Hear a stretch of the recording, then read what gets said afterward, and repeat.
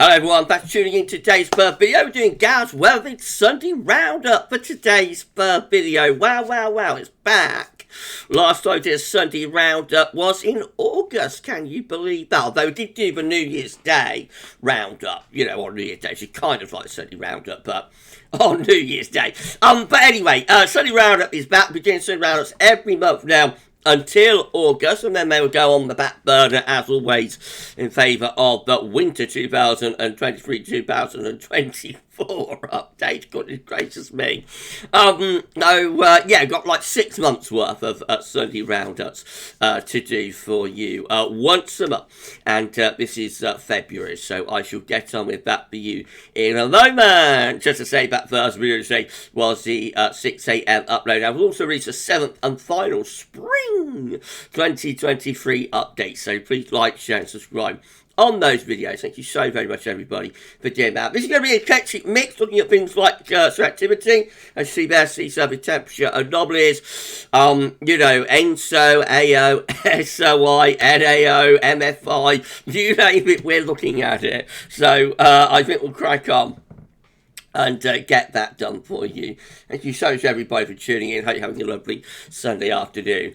We will be having a look at the weather in the second part of the video as well, by the way, of course. We're doing like a regular 10 to 14 day with some very interesting charts. More about that later on in the video. Right, going to start off with solar activity then. So this solar disk is looking on our side of this today from solarham.net. We've got various sunspot regions all over the place. Quite a bit of activity, although Solarham is reporting that solar activity is actually at low levels and is expected to remain at low levels. But we have seen a big increase in solar activity over the last month or two since we signed off on the winter update. So this is the GavsWeatherVids Sunday Roundup Solar Activity Tracker, updated by Schreier. You can see we have had a very active January. So the orange line and orange spots are depicting each individual day's worth of sunspot activity. We go way back to the start of 2022 with this, when we're at a low level of activity. But through last year, we did see activity increasing, although there was a bit of a dip there through the autumn of 2022. But in the last month or two, December sees quite a big lift up, but January sees the biggest lift up of the solar cycle 25, overall up to this point. So we had a very active January, with the sunspot numbers going to the highest point that they've been through the solar cycle. Of course, we are moving towards solar maximum. We're expecting solar maximum to be in 2025. So probably this could be like the first peak of solar cycle 25. We may then get a second peak, which might ultimately be the peak of the solar cycle in 2025. It's possible this is like the first. This is like the peak. Excuse me, the peak of the solar cycle, but it is very early for that. Now, most recently, we have seen a little bit of a drop down in activity. So we got this big spike in January. We go into early February, and we see quite a drop down, because it's not a linear process as we lift up into solar maximum. It's just like a trend. We trend upwards, but there is like day-to-day, week-to-week, month-to-month variation and whatnot. Then we spike up again, though, through February. Just here, not getting quite back to where we was in January, but nevertheless, still pretty active. Most recently, we dropped down a little bit again. The green line, which is the 30-day average, has lifted up quite a bit, although in the last day or two, it's actually dropped down. But like from where we was at the end of last year to into January and February, we did see quite a lift, actually, quite a dramatic push in the 30-day average. Of course, the 7-day average is more prone to moving around quite dramatically, and we do see the very much up and down nature of the 7-day average. But to move the 30-day average from like there, where it was at the end of last year, to there, where it is at the end of January, excuse me, and into the beginning of February, that is quite a significant movement for a 30-day average. So this is how solar cycle 24 is looking compared to solar cycle 25 up to January. The blue line of spots is the current solar cycle 25, the orange line of spots for last solar cycle number 24. Again, this has been updated by Shrine. Thanks so much, Shrine, sending this through. So look at that. We see a big old lift up in the solar cycle there in January. So December has a pretty big increase. That's December spot just there.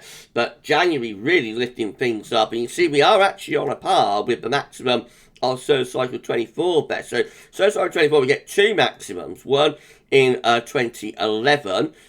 Just here at the end of 2011, and one in early 2024, just here. The second maximum of solar cycle 24 was the maximum of that solar cycle, and you can see that the current spike has actually reached parity with the second maximum of the early part of 2014 of January and February.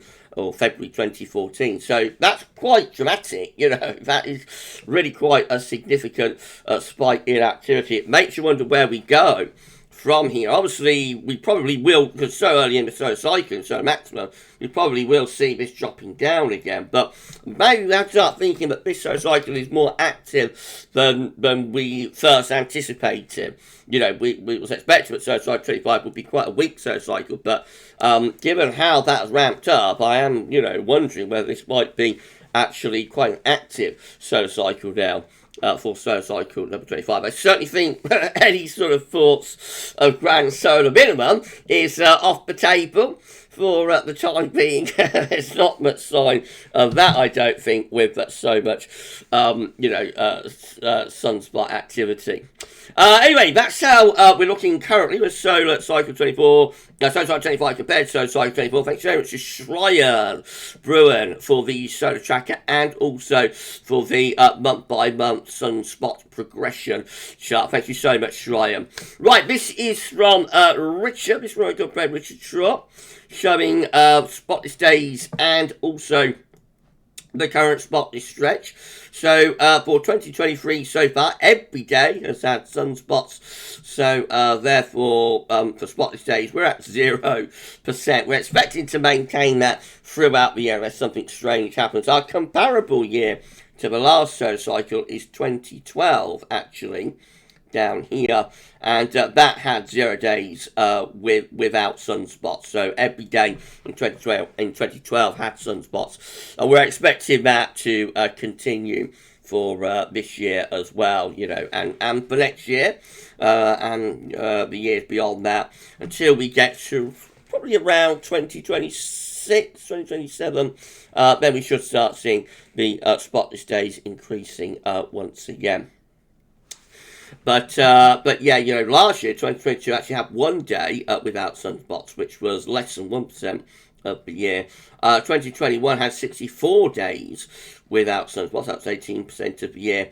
2020 had 208 days without sunspots, 57% of the year. And of course, the solar minimum year was 2019, which had 281 days, 77% of the year without sunspots. So quite a long solar minimum. That's the reason that we was expecting solar cycle 25 to be, quite a weak solar cycle, similar to number 24. It still might work out like that. Maybe this is the maximum of the solar cycle, and the second part of the cycle will go much quieter. We'll have to wait and see. But at the moment, we have been through a very, very active period. Right, thank you so much to Schreier, and thank you so much to Richard for the solar data. We are going to try and get, I said we'd do so sunny in February, just time has got away from me, particularly with the spring updates.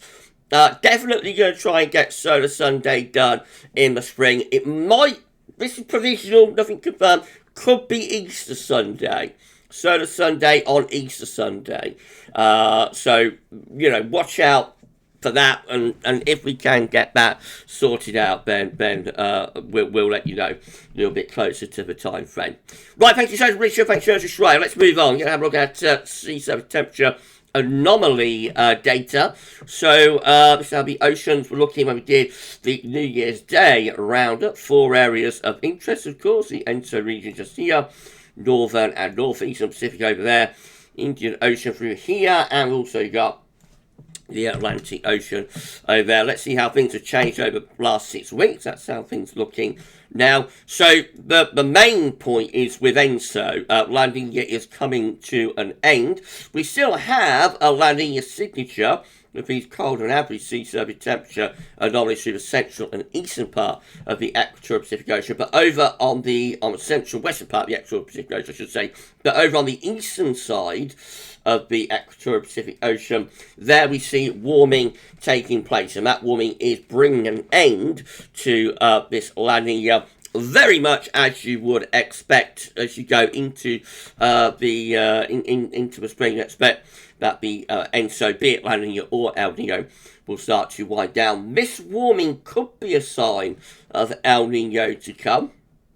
You'll notice that going all the way down here, like up the coast of Chile and whatnot, it is pretty warm with sea surface temperature. Now, sometimes that could be a precursor to a general warming of the equatorial Pacific Ocean. So we might find ourselves going into El Nino through the summer and into the autumn, but it's a little bit early to confirm that.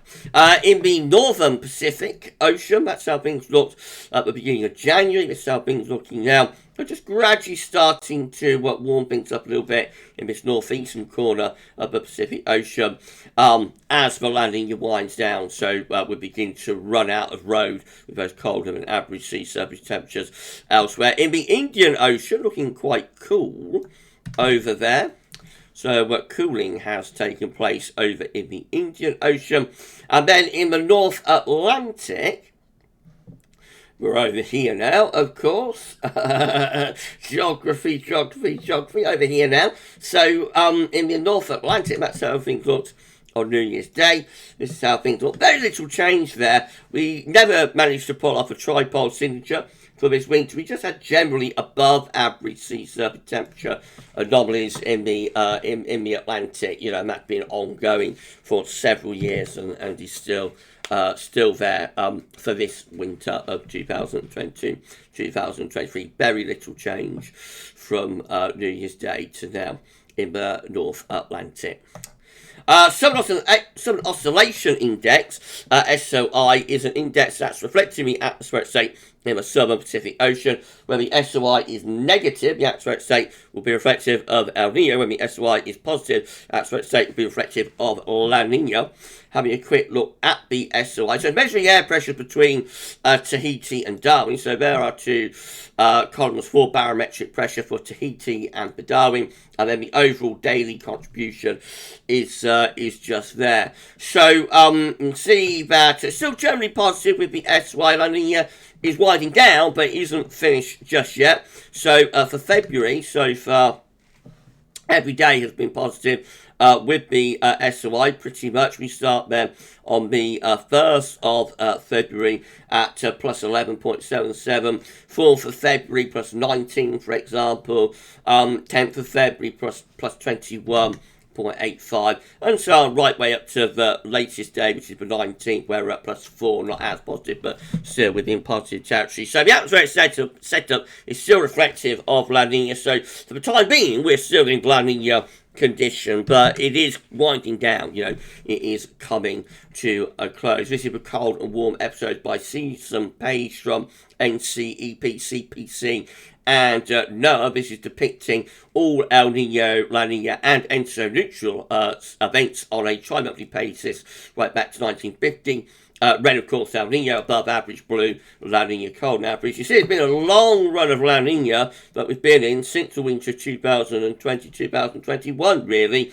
So that's when the La Nina started, through the winter 2020-2021, weak La Nina conditions. It did go to ENSO neutral in the middle of 2021, and then the La Nina came back for the second half of 2021. Again, weak La Nina. That's one thing that has been, typified with this whole period. That La Nina has never really been that strong, which might be one of the reasons that the wider oceans haven't cooled down like you would normally expect when you've had a La Nina. But anyway, going back to 2022, coming down to 2022, you see every tri-monthly period during 2022 has been within La Nina conditions the entire year of 2022. was a La Nina year, you know, and that's quite unusual actually. So the last time we had an entire calendar year of La Nina was in 2000, just here. The year 2000 was the last time we had an entire calendar year, all tri-monthly periods showing La Nina condition. It did happen in 1999, the year before that as well. But since then, we haven't had that. Since then, you know, until 2022, we've tended to go back to ENSO neutral for a while anyway, before the next La Nina picks up and whatnot.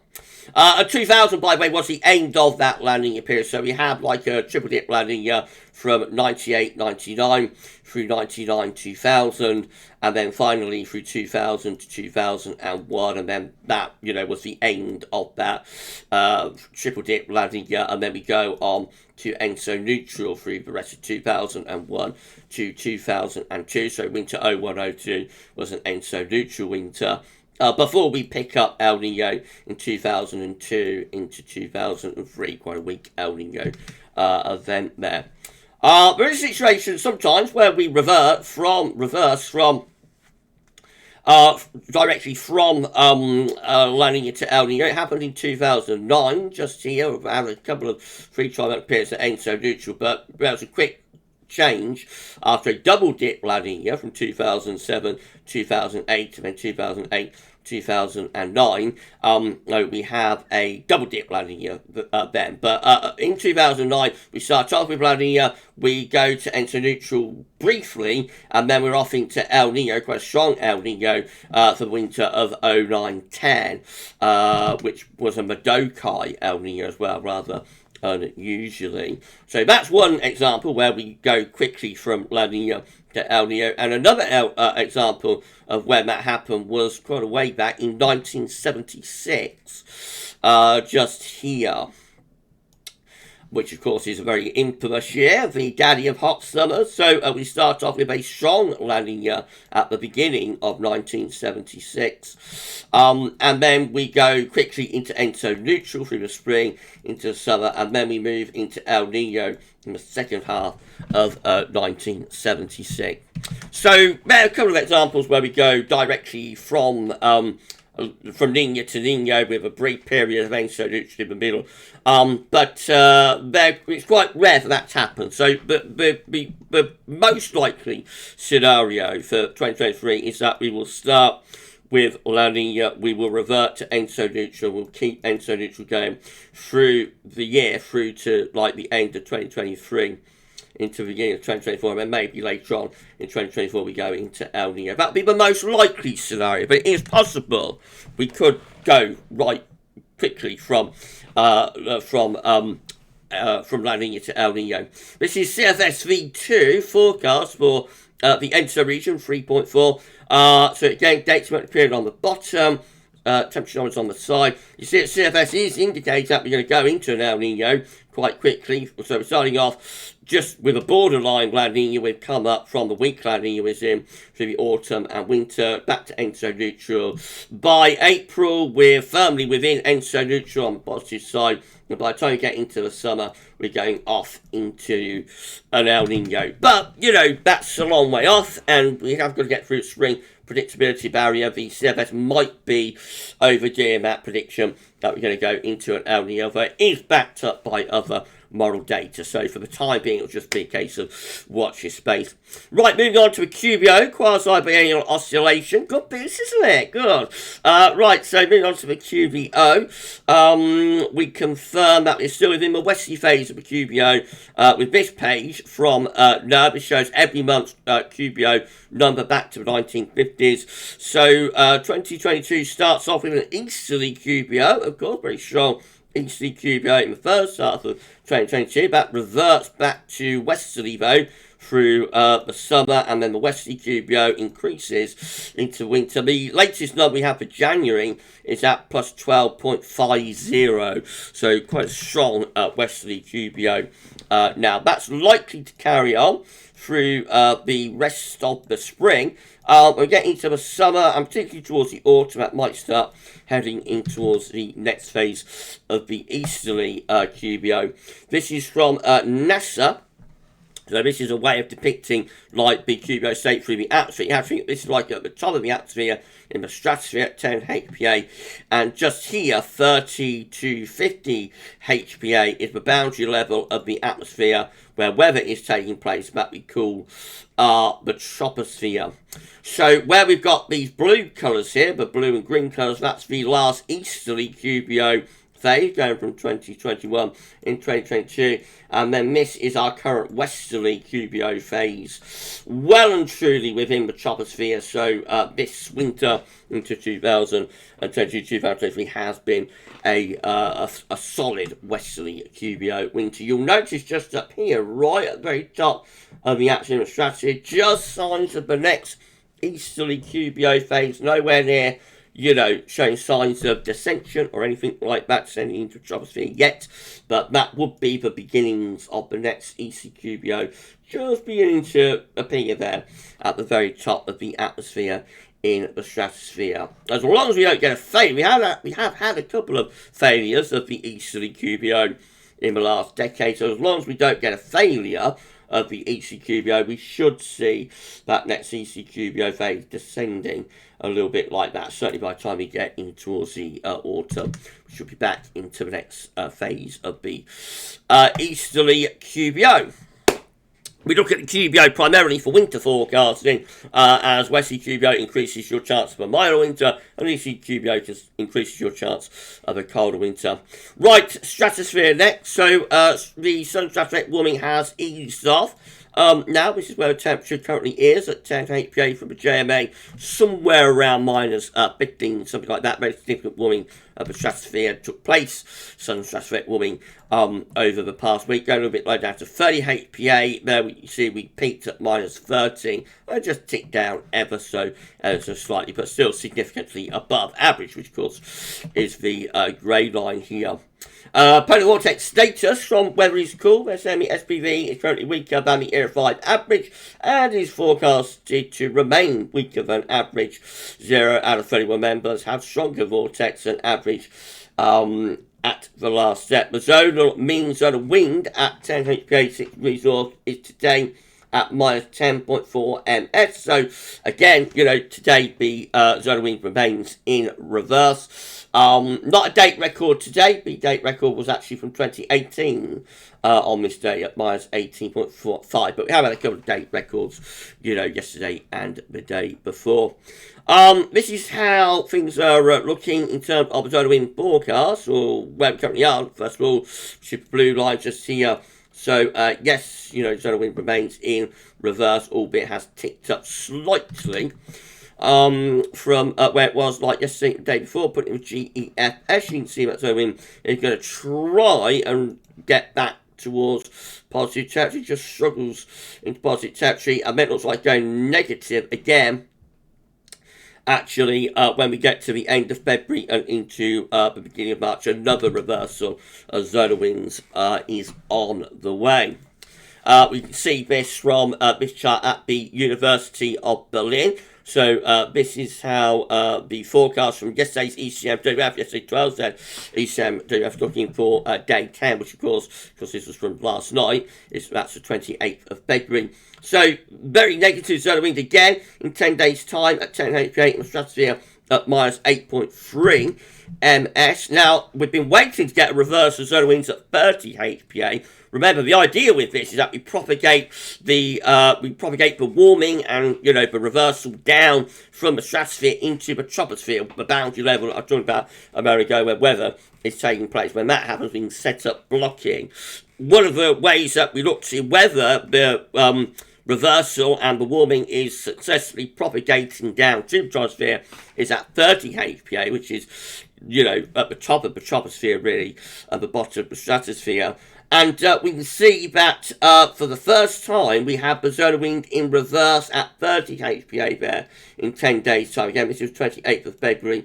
Zonal wind has gone down to minus 1.1 ms at 30 HPA, 60 degrees north. So looks like the second reversal of zonal winds might be the one that actually does the real damage, you know, and gets into the troposphere. It could be the second reversal coming up at the end of the month. We'll keep an eye on that. Of course we will. Right, okay, I'm so sorry, buddy. This is how the Arctic Oscillation observed and forecast is looking. So one of the first things, if we are going to get a transparent response to a strat warming, that will be through northern blocking. One of the first things we'll look for to tell us that we're getting this response is going to be for the AO, the Arctic Oscillation, to start going negative. Had a very positive AO through the second half of this winter. It's negative in the first part of the winter, up to around the middle of January, especially so like through the first 3 weeks of December. Since around mid-January, the AO has been trending positive. We're currently very positive with the Arctic Oscillation, and at GFS Ensemble's forecast that we keep the AO positive into the beginning of March. So when you've got a positive AO, you've got low pressure over pole, take it cold air bottomed up into the pole, and it's kind of a signal for an increase in the zonal westerly flow. Not much sign that the AO is on the move, although there's a drop there into the beginning of March, closer to neutral AO condition. I've got quite a few members of the GFS ensembles that go negative with the AO, but equally several that are keeping things positive. So a little bit inconclusive there. But certainly a reduction in the strength of the AO by the beginning of March. Now, interestingly, the NAO observed and forecast looks like this. We've been very positive with the NAO through most of this winter. Actually, it did go negative for the first half of December, but generally through most of winter, the NAO has been positive. The current situation is still positive with the NAO, but the GFS ensembles are forecast that the NAO will go negative into early March. So that's quite interesting. You would expect if we were going to get a tropospheric response to stratospheric warming, but the first sign of it would show up in the Arctic Oscillation, via northern blocking, and then that might force the NAO negative a little bit further on. But it looks to be the NAO that's responding more than the AO there, which is a little bit unusual, a little bit strange. So I'm not quite sure why that's happening, other than maybe we're generating high pressure around into the south of Greenland, maybe, which would, start to send the NAO negative and have a little bit less impact on the AO. Anyway, we're keeping an eye on the indexes over the next week, 2 weeks, 3 weeks, 4 weeks, and whatnot. Central temperature provisional at 6.3, about 2.5 degrees above average. I'd say that provisional to 17th of the month. So yes, actually I just updated, so 6.5 there, 2.7 degrees above average provisional to the 18th of the month. So a very mild February, and going to be above average, of course, with the central temperature for this February. That will come down in the next few days, during some cold at west, so it'll probably drop down into the 5s, I would have thought, by month's end. Right, let's do some forecasting then. Been good, hasn't it? Let's start doing a regular video though before we finish. So, going to have a look at GFS upper air temperature and precipitation ensembles. The next good week's red line is the 30-year upper air temperature average for commentary. Starting off still significantly above average with the upper air temperatures till the middle of the coming week. Then we go colder. A little bit of cold snap showing up then. And then a lot of scatter by the end of February into the beginning of March. Got milder ensemble levels up here, cold ensemble levels down there. You'll notice the thick green line just here, which is the GFS operational midnight run, becomes very cold. More about that in a moment. Precipitation-wise, still looks really dry, I have to say. There's going to be a little bit of precipitation around, but not all that much. That's a very dry ensemble graph, it has to be said, for Carl. The temperature anomaly from the 19th to 27th February going to be milder than average. Precipitation anomaly from 19th to 27th February going to be drier than normal. The latest info on that from northschool.net shows that yet again we're bringing in a mild west or southwest wind, strong wind up in the north. Right, so here we go, chart data. So you can make your run talking midnight on Wednesday, bring cold front south and east up, take bad rain with it, and introduce colder air from the north. So that's the cold snap coming up for the end of week. Over this ridge of high pressure, daytime temperature will probably be about average, but by night will be quite cold. There will be overnight frost. Into weekend, the high pressure starts to push northwards, and we begin to bring in more of an easterly into the south. That'll be quite a cold easterly. I'll have a nick to it, I think, Matt. Meanwhile, further north, probably be a lot of cloud for it as well. Meanwhile, further north, it's likely to be under the centre of high pressure you know, probably not too bad by day, about average temperature by day, but cold at night with maybe re-emergence of the gruesome twosome. Frost and fog. Icon, looks like that again, bring that cold front south as eastwards on Wednesday, uptake band of rain with it. Then we go into cooler weather into the second half of the week, colder in eastern areas in particular, much more southward with that area. High pressure with Icon compared to like the UK Met, not getting that high pressure further north. So that is like signal for frost and fog, I think, next weekend. Quite a cold weekend by night with some significant overnight frost, probably not too bad in the late February sunshine by day. Oh, excuse me. Right now, this is at GFS Midnight Run. Hold on to your hats for this, everyone. You're going to see a bit of eye candy. So on Wednesday, we bring a cold from across the country. I'll take a band of rain with it. Then we have high pressure in over top of the country. At the end of the week, that will bring a return of overnight frost. That high pressure then starts drifting up towards Scandinavia next weekend. Starts to turn the wind into an easterly there. That'll bring a lot of cloud into south. Otherwise, just quite significant overnight frost, I would have thought, as we come into the end of February. That's 28th of February.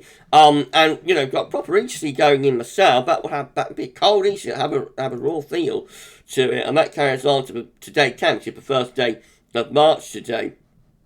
Might bring some wintry showers into southern and eastern parts of the country. Meanwhile, further north is still under that area of high pressure, so more significant overnight frost. Now, look what happens just beyond that. We get retrogression of the high pressure. You know, Gav gets very, very excited about retrogression. So the high pressure, or I should say, retrogression. The high pressure goes from Scandinavia and becomes centred around Greenland and Iceland. That starts to allow extremely cold air from the north to push southwards into North Scandinavia. Look at that cold air lurking there around the northern and eastern side of that blocking area of high pressure to the south of Greenland. Now, we go to the 3rd of March, that very cold air gets closer to northern parts of Scotland. I won't do the theme tune from Jaws. I did that in yesterday's video. I won't do it again today. But it's kind of that thing, isn't it? With those deep blue clouds beginning to descend via that northern blocking. That's a scenario on the 3rd of March.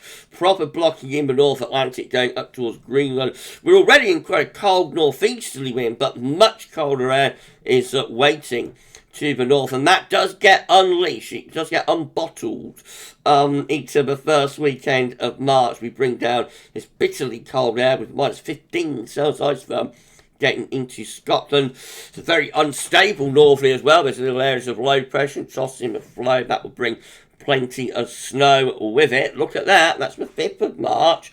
My 10 Celsius has engulfed the country. So this is a really cold northerly, and it will bring a lot of snow with it. And we get this area of low pressure then set up over top of the country. That brings a lot of snow with that area of low pressure. Would be, you know, pretty buried with that. And the low pressure sticks around to the 7th of March as we get to with that GFS run. Bear in mind that is a cold outlier, or certainly at the very coldest end of range, so it is very highly unlikely to verify.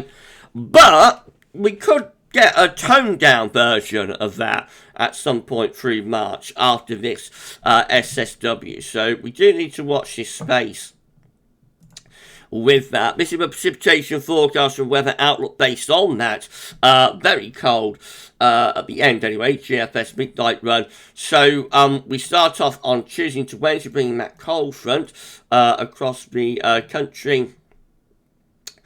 You know, but it gets held up. It does eventually make it through, and then we go drier and colder by the end of the week into the weekend. Mostly dry, anticyclonic and cold, bringing easy winds. They're pretty dry easy winds. They're not bringing much in the way of wintry showers in from the east, but they'll certainly have a raw feel to them across England Wales. So just lots of dry weather continuing at the end of February into the beginning of March. And then, of course, we unleash that very, very cold northerly, northeasterly And look at all this snow then that starts appearing close to the country. That's that area of low pressure sinking through the country around the 5th, 6th of March. That brings loads of snow with it. Goodness gracious me. I know a lot of people think that we're out of winter now, we're out of danger, but March can have a sting in the tail, quite a lot of the time that can happen.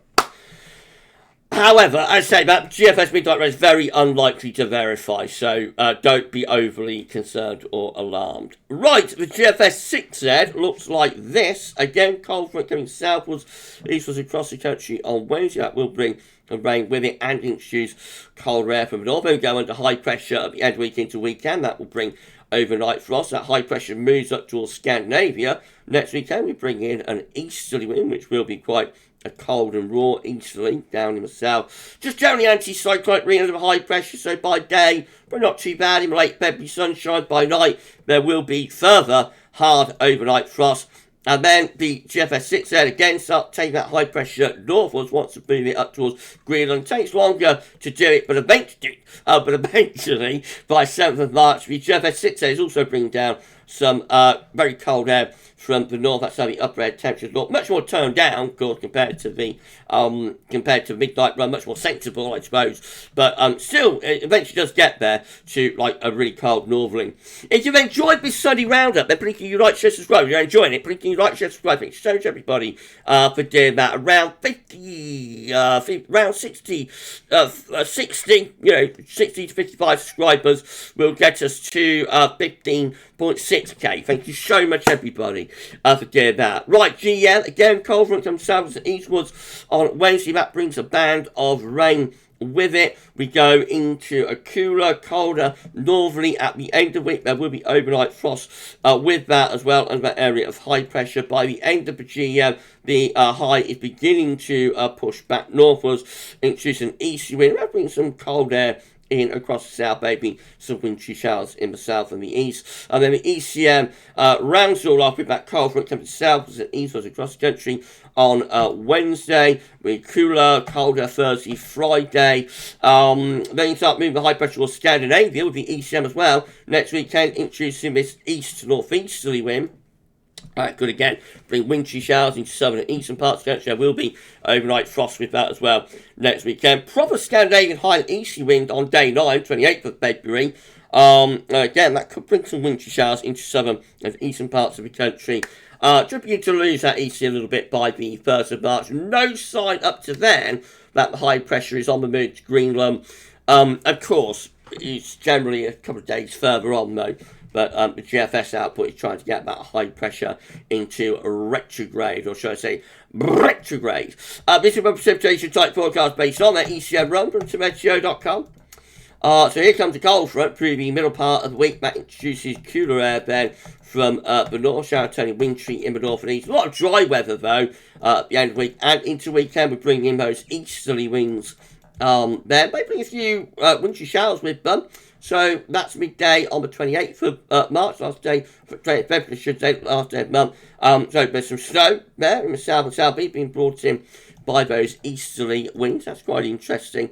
That's as far as we get to midnight on the 1st of March. These are the options on the table within the ECM ensemble today. For day 10 gets us to the first day of March. 18 members of the ECM ensembles have high pressure to our north, and they'll be bringing the wind from the east, especially so down in the south. 16 climate control and the operation run with high pressure, from Scandinavia heading out into towards the Norwegian Sea, bringing the wind from the east. With that, low pressure down to the south might provide a little wintriness into the south. 10 with high pressure more centred over top of the country, that'll be frost and fog. And 7 with high pressure over just slightly to the east coast again, that would suggest frost and fog. In 2 weeks' time, these are the options that we got. Now, these are interesting. This is the 6th of March.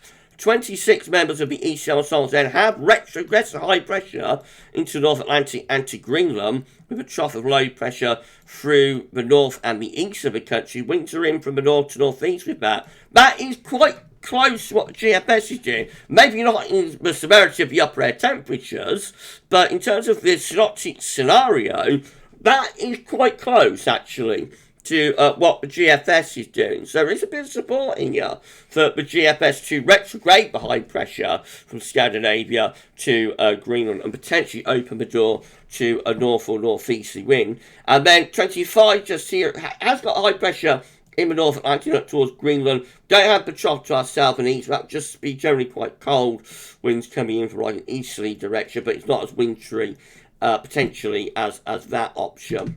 But both options are not mild. Both options there are suggesting that it could be quite cold. Just how cold could it get? CFSV2 finally beats a 500 millibar high tide breakdown into week period. The first week period takes from the 19th to 25th of February. The coming week is anticyclonic, so it will be a lot of dry weather becoming colder. Later, week 2 will be the 26th of February to the 4th of March with high pressure to the north and winds coming in from the east, particularly so down in the south. Week 3 will be the 5th to the 11th of March. High pressure just to the northwest Scotland. Again, mostly dry, but could be a little bit on the cold side with winds in from the northeast potentially. And then week 4, it's the 12th to the 18th of March. Takes a bit longer for the CFS to get there, but eventually it does get the high pressure into the North Atlantic and up to Greenland. Trough of low pressure through the north of Europe, and winds will be coming in from potentially a cold north-northeast direction. That could be cold and wintry there through the middle part of March. CFSV2 overall for March is looking like this. Blocked high pressure around Greenland and in the North Atlantic. So it could well be bringing north-northeasterly winds there. Although the Moreland is still just about hanging on to milder than average temperature, anomaly forecast, and no signal for precipitation.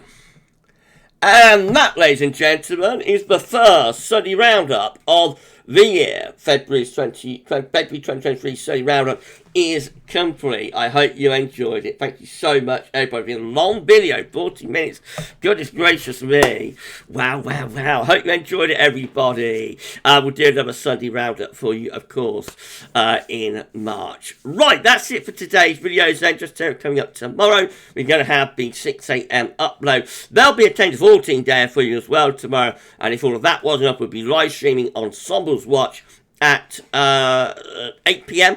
So I should see you live for Ensemble's Watch at 8 p.m. I'll have a look at 12 then. Probably bring some long range into mix as well. So it's going to be an interesting live, especially if the GFS is still churning out those charts. We'll watch this space. And so everybody, enjoy the rest of your Sunday. And for this Sunday roundup, that's all for now. And thanks for watching.